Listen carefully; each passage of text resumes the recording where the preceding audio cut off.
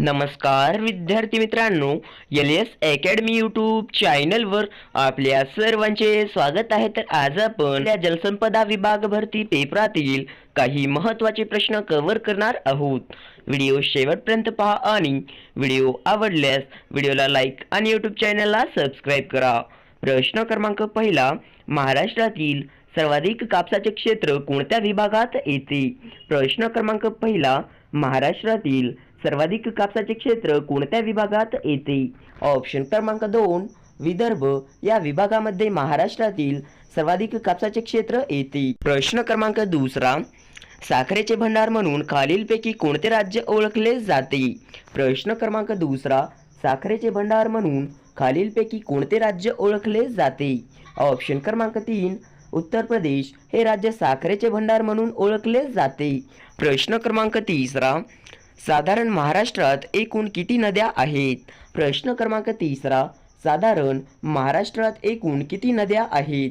Option क्रमांक 3, 400 हे महाराष्ट्रातील एकूण नद्या आहेत। प्रश्न क्रमांक चौथा, महाराष्ट्र राज्य नियोजन मंडळाची स्थापना कधी झाली? प्रश्न क्रमांक चौथा, महाराष्ट्र राज्य नियोजन मंडळाची स्थापना कधी झाली? ऑप्शन क्रमांक 2, 1972 या वर्षी महाराष्ट्र राज्य नियोजन मंडळाची स्थापना झाली। प्रश्न क्रमांक 5, क्रिकेट एशिया कप 2023 चे विजेतेपद कोणत्या संघाने जिंकलेले आहे?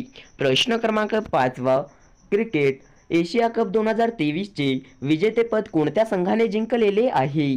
ऑप्शन क्रमांक 1, भारत या संघाने क्रिकेट एशिया कप 2023 चे विजेतेपद जिंकवलेले आहे। प्रश्न क्रमांक 6, नोटेवर असलेले महात्मा गांधी यांचे फोटो कोणत्या वर्षी काढलेले आहे? प्रश्न क्रमांक 6, नोटेवर असलेले महात्मा गांधी यांचे फोटो कोणत्या वर्षी काढलेले आहे? ऑप्शन क्रमांक 2, 1946 या वर्षी नोटेवर असलेले महात्मा गांधी यांचे फोटो काढलेले आहे। प्रश्न क्रमांक 7, पंचशील तत्वाचे जनक म्हणून कोण ओळखले जातात? प्रश्न क्रमांक 7, पंचशील तत्वाचे जनक म्हणून कोण ओळखले जातात?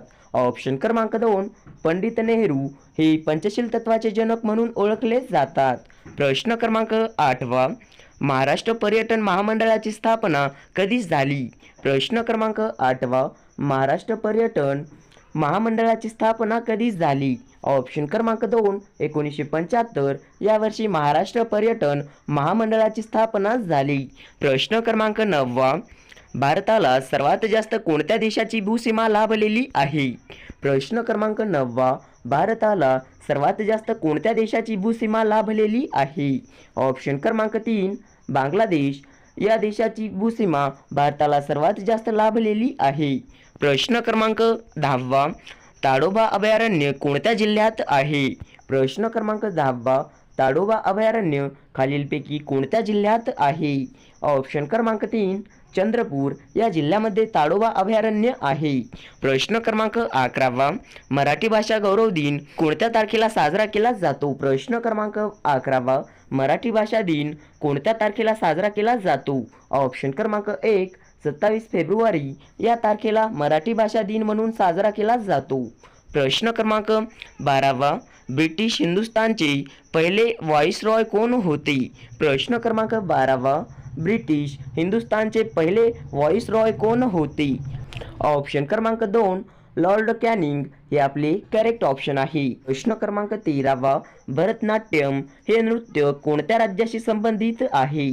ऑप्शन क्रमांक 4, तामिळनाडू या राज्याशी संबंधित भरतनाट्यम हे नृत्य आहे। प्रश्न क्रमांक 14, रेगूर मृदा खालीलपैकी कोणत्या प्रदेशात मोठ्या प्रमाणात आढळतात? प्रश्न क्रमांक 14, रेगूर मृदा खालीलपैकी कोणत्या प्रदेशात आढळतात? ऑप्शन क्रमांक 2, दख्खनच्या पठारी प्रदेशात हे आपले करेक्ट ऑप्शन आहे। प्रश्न क्रमांक 15, 1922 मध्ये स्थापन झालेल्या स्वराज्य पक्षाचे अध्यक्ष कोण होते? प्रश्न क्रमांक 15, 1922 मध्ये स्थापन झालेले स्वराज्य पक्षाचे अध्यक्ष कोण होते? ऑप्शन क्रमांक 4, चित्तरंजन दास हे 1922 मध्ये स्थापन झालेले स्वराज्य पक्षाचे अध्यक्ष होते। प्रश्न क्रमांक 16, खालीलपैकी कोणत्या मातीला लोम असे नाव आहे? प्रश्न क्रमांक 16, खालीलपैकी कोणत्या मातीला लोम असे नाव आहे? ऑप्शन क्रमांक 2 पोयटा माती, या मातीला लोम असे नाव आहे.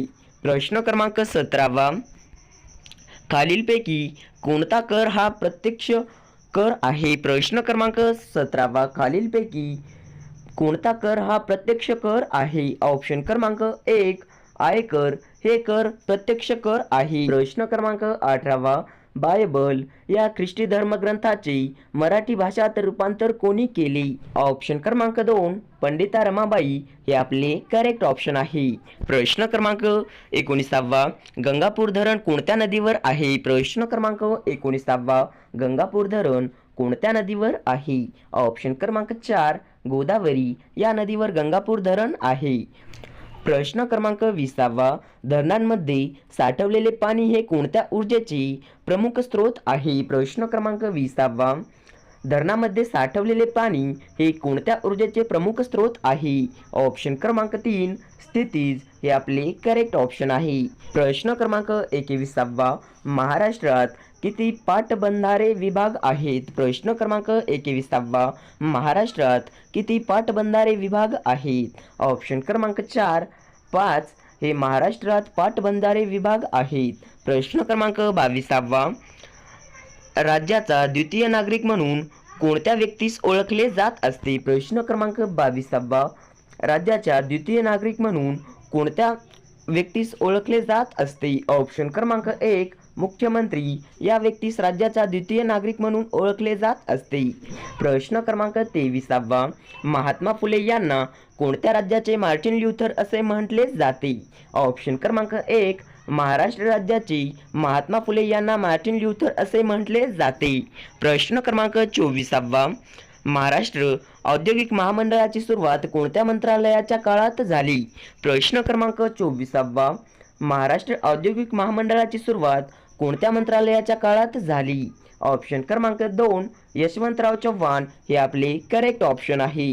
प्रश्न क्रमांक 25 महाराष्ट्रात पाटबंधारे विकास महामंडळाची स्थापना कधी करण्यात आली? प्रश्न क्रमांक 25 महाराष्ट्रात पाटबंधारे विकास महामंडळाची स्थापना कधी करण्यात आली? ऑप्शन क्रमांक 3 1996, या वर्षी महाराष्ट्रात पाटबंधारे विकास महामंडळाची स्थापना करण्यात आली.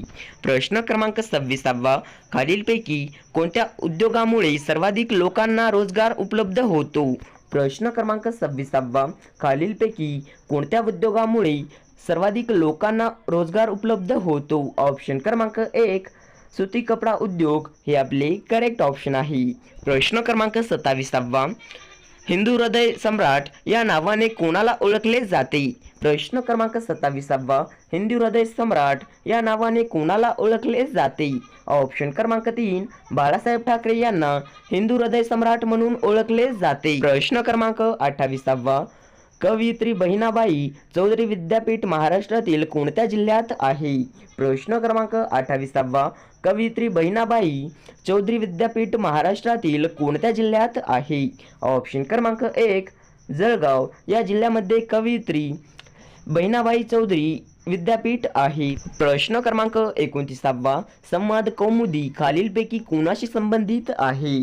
प्रश्न क्रमांक 29 संवाद कौमुदी खालीलपैकी कोणाशी संबंधित आहे?